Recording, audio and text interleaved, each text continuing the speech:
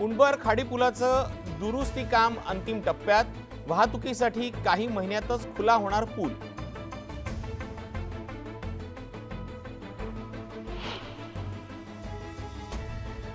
बिडकीनमध्ये उष्माघाताचा पहिला बळी, जिल्ह्याचं तापमान 39 अंशांवरती, नागरिकांना काळजी घेण्याचं आवाहन।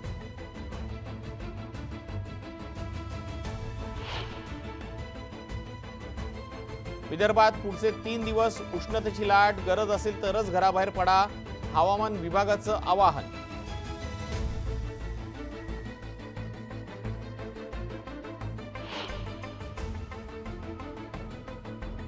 नागरिकांनो, दुपारच्या वेळी गरज असेल तरच घराबाहेर पडा, राज्यात उष्माघाताचे 33 रुग्ण, सरकारकडनं कृती आराखडा तयार।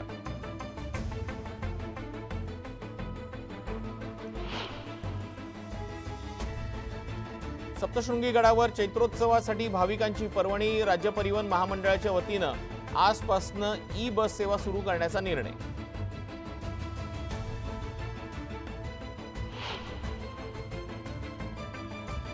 घर खरेदी करणाऱ्यांना मोठा दिलासा, निवडणूक वर्षात घरं महागणार नाहीत, सलग 2 वर्ष रेडी रेकनरमध्ये वाढ नाही।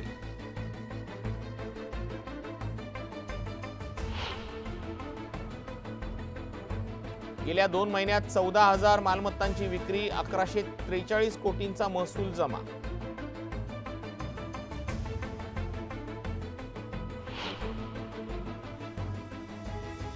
आजपासून वीज बिल वाढणार, ऐन उन्हाळ्यात 10% दरवाढीचा नागरिकांना सहन करावा लागणार बोजा।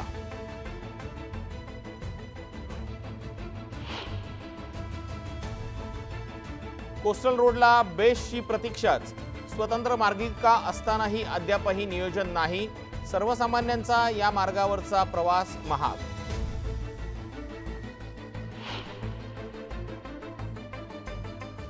मालमत्ता कर वसुलीत कोट्यवधींचा फटका, 4,500 कोटींचे लक्ष्य अपूर्ण, वर्षाअखेर आजवरची सर्वात कमी वसुली।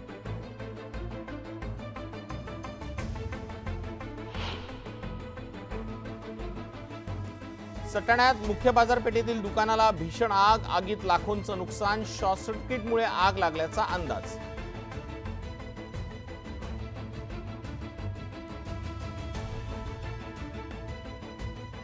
व्यापाऱ्यांचा मार्च एंडचा हिशोब करण्यासाठी आजपासून बाजार समित्या 4 दिवस बंद, शेतकऱ्यांची होणार मोठी गैरसोय।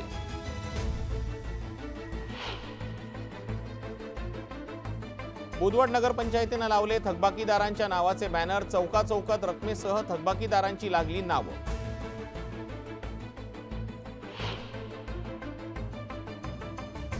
केमिकलने भरलेला फुगा मारल्यानं मुलगा गंभीर जखमी, पोलिसांनी आणलं सत्यासमोर, मुलांच्या खिशात सापडले जीन्स वॉशचे कडे।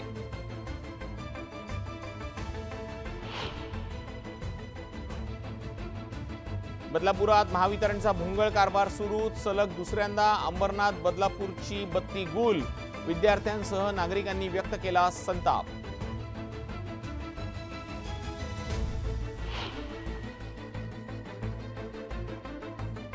उल्हासनगरात पूर्व वैमनस्यातून तरुणावर चाकूने हल्ला, तरुण गंभीर जखमी, आरोपींवर गुन्हा दाखल।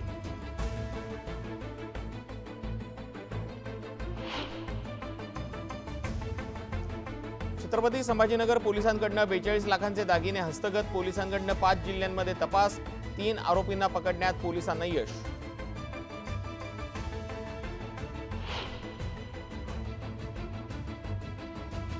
पारंपरिक पद्धतीने पालखी नाचवत शिमगोत्सवाची सांगता, गावागावात उत्साह शिगेला।